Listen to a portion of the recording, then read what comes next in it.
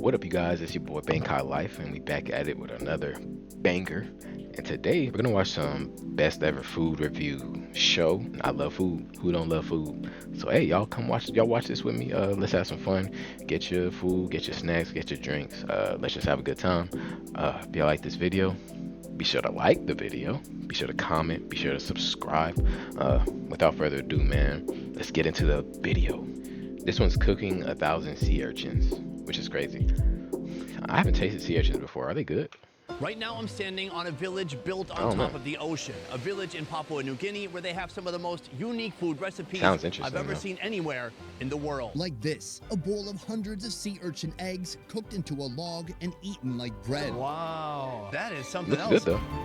Welcome to Port Moresby, the vibrant capital of Papua New Guinea. In a country with over 800 languages and 600 tribes, this city of over 400,000 is truly a cultural melting pot.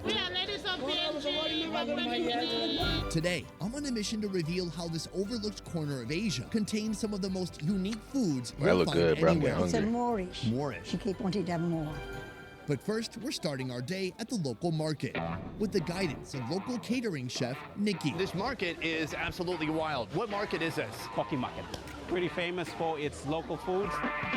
Located on the waterfront of Port Moresby, Koki Market is a vibrant hub where locals gather to buy and sell fresh seafood, produce, traditional goods, and a ton of different food. What I like about starting a country by going to a market is that you get a really intimate idea of what people are eating there. There's a lot of seafood, there's a lot of oil, Hey, and then they doing their there's thing. this. The It's food a look stuffed good. chicken neck. Oh my God.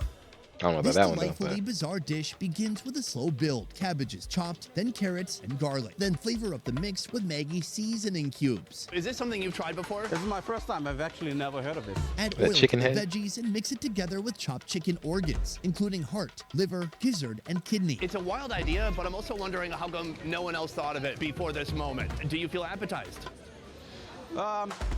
Now stuff the organs and veggies into our vessel, the hollowed out neck of a chicken. It's an inventive meaty sausage that just happens to have a head on top, watching you while you watch it. So like when people are nervous and they say I can feel like my heart pounding in my throat. This is it. Next, boil up a mixture of water, oil, coconut I milk wouldn't eat powder, the head, though, chives, but Maggi seasoning powder, and the bell neck and peppers. stuff Finally, looks like add the you can stuffed eat. chicken Looks necks very and edible. simmer until Very they cook good. through. It's good Decent. to have the head on. You know what animal it is. You know it's not some kind of fake factory meat made by Bill Gates. I think the best way to True. attack it is just right here. I see some color here. Like a chicken vampire. Oh, wow. Oh, I have so many emotions right now. That is greasy as heck. Super heavy. That's the liver. That's the bone. It's like a fish bone. I think the chicken was still eating. Maybe that's how the chicken died. Every organ has a little bit different feeling to it as you chew. But then there's like crispiness coming from some of the vegetables. The The real skin on question the is outside it is seasoned? kind of gelatinous, soft, a little slimy. In my wildest dreams, would have never thought of capturing a chicken and stuffing it with its own guts. This is kind of some unique, inventive culinary mastery happening in a corner of a market, in a corner of the world that nobody knows. From what I understand, it sells out. It's quite popular here. Let's talk about you. How did you get into cooking? Started with my mother. That's when my love of cooking began, and eventually it became a business. And tell me about the business. Nango Chef Catering, we like to capture local foods, present it in a way that it's unique and presentable for the international stage. How All do you his other capture dishes look really exactly good. what is local Papuan food? As diverse as our culture is, so is the food.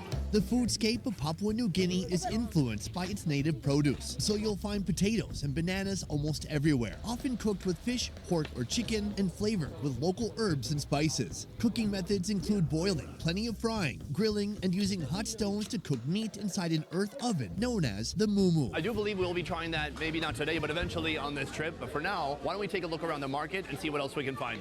one thing I like about these like after African countries and like countries like this is they they do everything themselves. They capture the food. I think they capture they capture all their food, or they probably get in the market, but still they're the ones making the food. They're the ones prepping it. They're the ones doing all this with it. That's what I respect about it.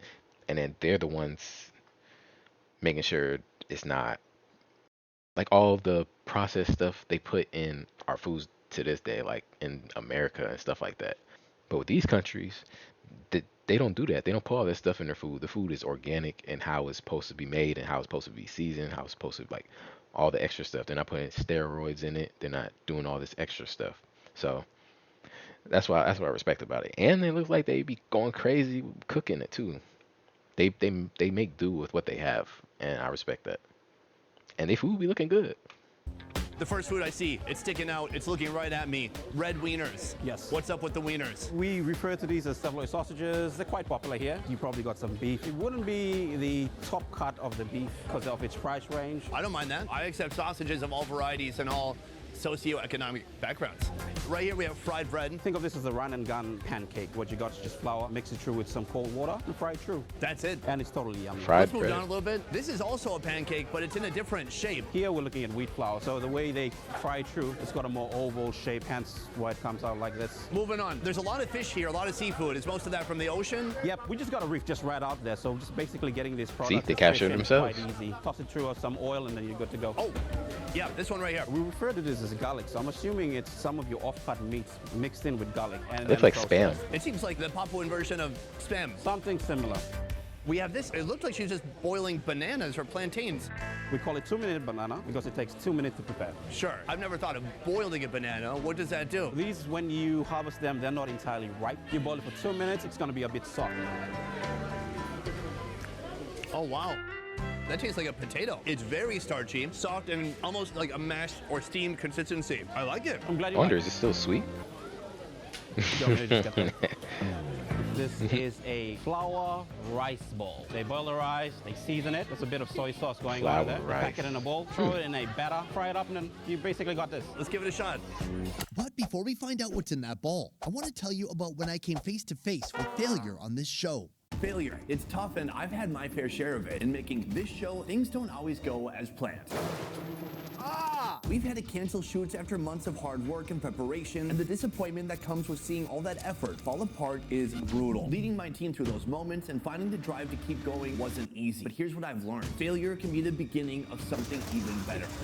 Oh, I just had a good idea. Moving on from failure is difficult, but therapy can make all the difference. It gives you the space to process what went wrong, learn from it, and figure out how to move forward. To make a living BetterHelp off makes just that traveling the support world and accessible just wherever you eating are. They connect food. you with licensed therapists who specialize You know, kinda in helping good- that's a people good overcome life. That's a failure good and life. rebuild their confidence. Getting started with BetterHelp I'll work is my ass easy. off Just fill out a quick just to do questionnaire that. and you'll be matched with a therapist who fits your needs. You can connect through phone, video, or messaging, whatever works best for you. And if the first therapist That's why it's good to find a hobby. isn't the We'll right skip it. fit, I think it's switching is sponsored- it is simple and sponsored. free. BetterHelp offers extras like a built-in journal for personal sponsored. reflection and group sessions you might relate to. With over 7,000 reviews Yeah, and a sponsored. 4.5-star rating on Trustpilot. Oh yeah, what I was saying, hey, that's why it's good to find a hobby y'all like, y'all, and try to get paid off that, bro. 9 to 5 is cool too, but hey, try to find a hobby you like, bro, and find a way to get bread off it. That's what I'm trying You're to do. getting into something crunchy, and then you get to the soft rice. It's a comfort food. It's a comfort food. The most surprising thing, of course, it's been fried, but it's completely cold. Usually cold rice, it might be more kind of cold? dried out. But since it's contained in this protective shell, it's cool and also moist, plus a little bit salty from that soy sauce. I think the better idea for this would be to have it when it's fresh, while the skin is all crispy. If that was an option, I would definitely do that. Next, we're diving into P&G's Street Side Meat Masterpiece.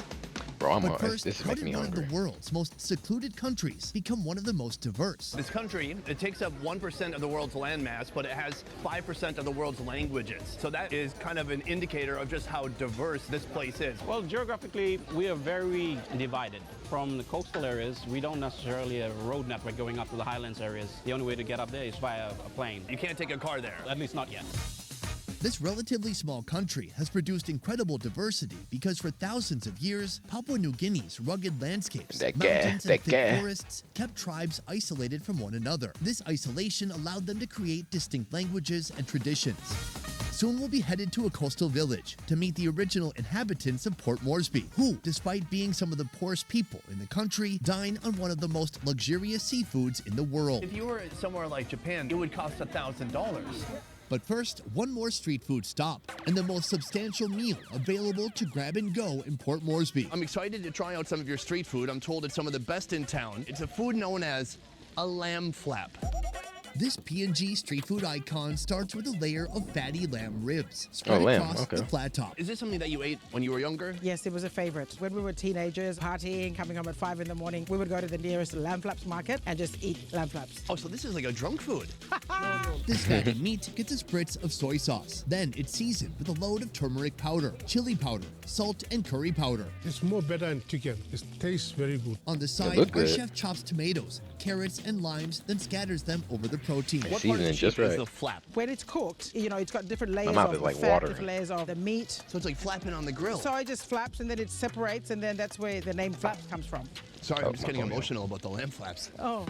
Pile up the seasoned lamb to make space on the flat top, then add even more. Again, the lamb is sprayed, seasoned, and stacked until the flat top reaches full capacity. How did you get into the lamb flap making business? I watched Spraying some people soy like sauce on cooking it, the- I know like that's a making fry. it. Then I started to cook the lamb flap. So everybody liked the lamb flap. Said, hey, your lamb flap is very nice. Everybody came here, some from overseas, like Australia Force, some member from parliament. Now, in an unconventional move, the chef covers the whole heaping pile with plastic bags and cardboard. This is sure to seal in the flavor, plus maybe add a bit extra too. You know, I thought it would look really cinematic plastic to doesn't speak over the burn food, or but the nothing? charcoal's on this side, I could be tripping. and my eyes are right here. Sorry. No, don't be sorry. Once grilled to Oh, okay, perfection, one trip, each yeah. lamb flap is served with cow or sweet potato, iceberg lettuce, a slice of cucumber, and a little extra soy sauce. It reminds me a little bit of southern barbecue Very in Texas. healthy. We have pork ribs, which look to be about the same size, and we also like them a bit soft, so maybe it's a little bit similar. Maybe our cultures are not so different. That's what I'm saying. We are united by food. Right now, we have an incredible meal before us. Joining my table, Caroline, co-owner of Yeah, I'm Primordial P&G Cultural Retreat, and Simon. He works for P&G's tourism board. Thank you for joining me for this meal. Thank you. This is a unique food for a couple of reasons. He covered everything with cardboard. I get that. You want to keep all the heat and moisture inside to make it soft. But before that, he covered it in plastic. How do you feel about the plastic? Is it a... It doesn't add to the flavor. I know. So you're starting with the lettuce. You put it in the lettuce, you're making a wrap. Little Korean barbecue. The lamb looks nice. It's greasy, soft, meaty. Dang, that Greasier look the good. better. Cheers.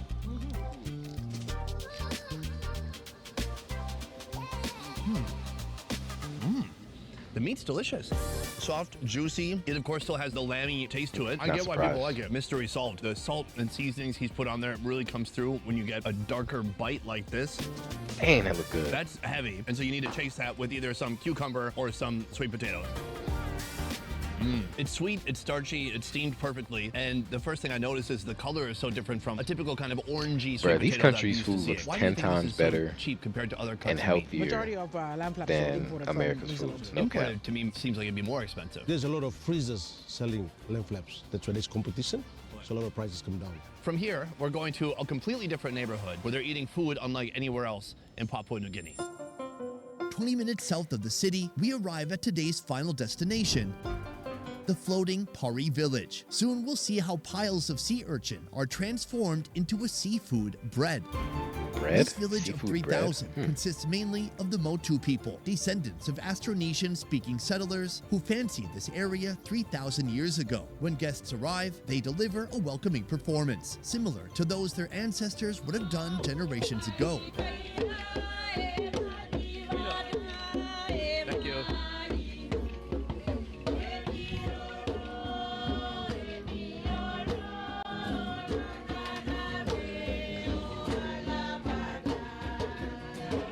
Wow. To cap off the welcoming performance, a welcoming food. A treat that begins with the smashing of bananas. Mix in sago, a powder made by extracting the starchy pith from the sago pulp. Wrap this yellow goo in banana leaves, then boil it for 15 minutes. That's banana? Like she crushed the banana? In the meantime, coconuts are scraped, then squeezed, extracting their white, silky coconut See, milk. they're so Strain the hands-on pulp, with then everything. boil I it. like that. The now cooked sago banana cake is cut into squares, then lathered with Is it thick sweet? coconut milk. To make guests like Caroline and me feel more welcomed, Pari villagers offer to hand feed us the first bite. There you go. Look good. Thank you. There you go. It's Don't a be sign shy. that you're extremely welcome. I feel very welcome. It tastes good. It's almost a little better when someone feeds you. I like that part. I could get used to that. When does that treatment end? Oh, it's over. It's over. It's over. Okay. So the flavor, it's interesting because you really taste some of that sweet banana. It's almost like the sago is just giving it some body and the banana's giving it a lot of sweetness. And then of course the coconut cream, a little bit of sweetness, giving it a yummy, creamy, sweet flavor. Yeah, that looks I like good. it. Jiggly, soft. Jelly. It's a fun texture. It's a Moorish. Moorish. You keep wanting to have more. Oh yeah. It's very dangerous. Hosting my welcoming meal, traditional tattooist Guba Kidu and her sister-in-law Carol Kidu, an Australian who somehow became a prominent Papuan politician. Can you explain to me your involvement with this village? This was always home. Our whole life has been built around this village. Carol fell in love with Buri Kidu, a law student from Pari Village studying in Queensland, Australia. They married in 1969. After the couple moved from Queensland to this very village, Buri became the first Indigenous Chief Justice. So you've known all these people for decades. 5 decades. Following his death in 1994, Carol entered politics, advocating for human rights, gender equality, and welfare. Now retired, she looks after her family and community. Part of my mission for the short time that I'm here today is to see how people live here and especially how people eat, because there is some very unique food found in this village that you might not Yeah, find one thing is in like they eat any other good. parts of They make Papua use New of Guinea. everything they got. The lives of Pari villagers are inseparable from the ocean. They live above its saltwater waves. They travel along its currents, and they consume the bounty within. Here, seafood is always Octopus. on the menu. Fish, prawns, even crabs. But given the right conditions and the right season, these waters offer something a bit more extravagant. Preparations for our big final feast have begun. A very crucial never had sea component urchin. of our It really meal looks good, though. resides within these sea urchins here. The edible roe of these sea urchins is considered a delicacy for many around the world. Costing up to hundreds of dollars per pound, they're typically used in small amounts for high-end dishes. You're going in by hand, diving for the sea urchins. In one go, how many sea urchins are you collecting? It's about 300. That's a lot. But the way sea urchins are used here in Pari is something like you've never seen before, including a recipe that requires an entire gloopy bowl of sea urchin roe. So she takes the sea urchin right here. She kind of chops around the crown of it, takes the top half off, and then she peels inside. There's the bitter guts. She removes that, gives it a bit of a rinse in the pot here. And this, Carol, of course, is The eggs. Do you want to try it raw? well, ooh, I don't know. It's so sulfury. You want to try some? Ain't it salty, I think? Salty? Oh, wow, that's a big bite. Rich. Sweet. Oh, It is sweet. so fatty. It's almost like eating an egg yolk, but even more rich and briny. From here, we're gonna scoop the eggs out of the Now that remaining actually- sea urchins and then cook these up I thought it would be and try them out. salty. This dish involves an organic DIY cooking contraption made by grilling banana leaves, then rolling them into a tube shape. The leafy vessel receives what would be a looks like pricey I could portion eat that of by uni by before itself. being tied shut. It's then boiled for 20 minutes, transforming the creamy roe into a more solid composition. Then it's smoked over charcoal. News of our arrival has spread around the village, and we've been invited to sample each household's finest offering. Boy, he finna be eating good. There's about 20 different foods here. Thank you so much, everyone. This is like the awesomest, most colorful potluck I've ever seen. Starting off the meal, our long-awaited, luxurious grilled sea urchin roe, nestled inside crispy banana leaves. Wow. That is something else. I mean, this is like a brick of sea urchin eggs. Let's give it a shot. Here we go. Oh, wow. It's so different. It's very similar to mussels. I agree with that. Somewhat the flavor of mussels, but the texture, it's kind of like a pate. The sea pate. It's almost like a big doughy piece of bread. Hera, what do you think of this Oh. one? I know what eat this. Here you go. I'd probably rather eat I it love like introducing before it's people to cooked, their own like food. the little eat it raw. She took a big, healthy piece. I'm impressed. What do you think? Oh, it's lovely. What's wild about this, Carol, is the price. Because if you were somewhere like Japan, I mean, they would never dream of making a whole brick of uni. It would cost $1,000. Dang. You've seen so many different changes here over time. Can you tell me a little bit about the difference from 50 years ago to now? I'd say until 20 years ago, probably, we all had our own gardens. We grew tapioca, yam, banana, pumpkin and things. And gradually people started to sell their land, or else their land was just illegally occupied. Pari villagers have lost the land they used for growing gardens. Seafood bounties are in decline, and it's harder and harder to earn money. Sometimes people feel they have no hope. We have a problem with young people, like in many societies. Self-reliance is diminishing, but Carol hasn't lost hope. Soon she'll share her vision for the future. But first, an iconic coastal food that always satiates and satisfies. One of the traditions of the village is something called one-pot cooking. One-pot cooking is a lively tradition where everything from hearty root vegetables to fresh fish are tossed into a single pot Oh, over just an one? open fire, conjuring up a smoke-filled celebration. Today, our pot is filled with pumpkin, sweet potato, banana, cassava, and a thick tuna steak. Cover it with leaf and cook it. You just add, and wait. Just wait. This looks like a big giant piece of tuna, is that right? Yes. Caught freshly this morning. All right, I want to try this. This is a taro right here. That's delicious. I want to try some of that broth. Whichever protein that you put in determines the flavor of the one pot. Yeah, it's just gonna flavor everything else in there. I'm gonna try the tuna. Tender, juicy. I don't think I've ever had delicious. like It's super very nice. cooked It's tuna. almost, like this is cooked. organic cooking, really. Yeah, this is like diet food. I mean, like real health food. All the vegetables straight from the market. No shelf life, no packaging. This is coconut rice. They mix the rice and the turmeric and spices together and then boil it in coconut, All right. What does it taste like to you? like rice. Yeah. I agree. The rice does taste like rice. Is that one cassava? This has been grated and mixed with scraped coconut. I'm gonna stab a piece. Oh wow, it tastes great. It's kind of mushy, but soaked with coconut. Anything cooked with coconut is actually very delicious. Yeah, it just makes everything better. So Carol,